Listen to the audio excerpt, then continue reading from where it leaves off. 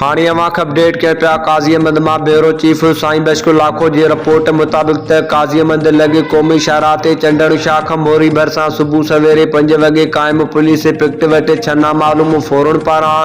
वापारियुनि सां भरियल डाक्सनि खे यरगमाल बणाए फुरल लुट वापारियुनि जी मज़ामत ते हथियारबंदनि पारां सिधी फायरिंग करे ॾिनी,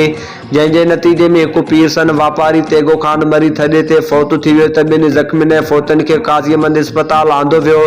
जिथे ज़ख़्मियुनि खे पीर बशक मरी ऐं साहब खान मरी खे नवाबशाह इमरजेंसी हालत में रेफर कयो वियो आहे, जिथे हिकु ॿियो वापारी नौजवान पीर बशक मरी भी ज़ख़्मनि जा सूर नसंदे फ़ौत थी वियो। मरी बिरादरी जे माण्हुनि सहाफ़ियुनि खे ॿुधायो त सुबुह सवेरे घरां असां झांगारा पिड़ी ते वञण लाइ घरां निकितासीं त घर खां 1 किलोमीटर फ़ासिले ते चंडण मोरी वटि पुलिस चेक पोस्ट भरिसां ॿिनि 125 मोटरसाइकिलुनि ते 6 फोरून फुरकण जी कोशिश कई। वापारियुनि जी मज़ामत ते हिननि अंधाधुंध फायरिंग करे ॾिनी, जंहिंजे नतीजे में थॾे ते हिकु पीरसन फ़ौत थी वियो। ॿियो नौजवान नवाबशाह अस्पताल में फ़ौत थियो आहे, जॾहिं त फोरू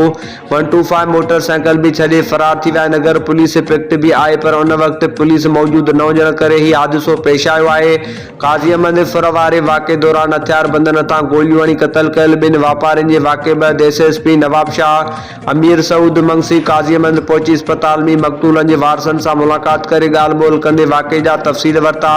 ऐं यकीनो ॾियारियो त वाक़े में मुलविस जवाबदारनि खे जल्द गिरफ़्तार कयो वेंदो। FIR में दहशतगर्दी जा कलम लागू कया वेंदा।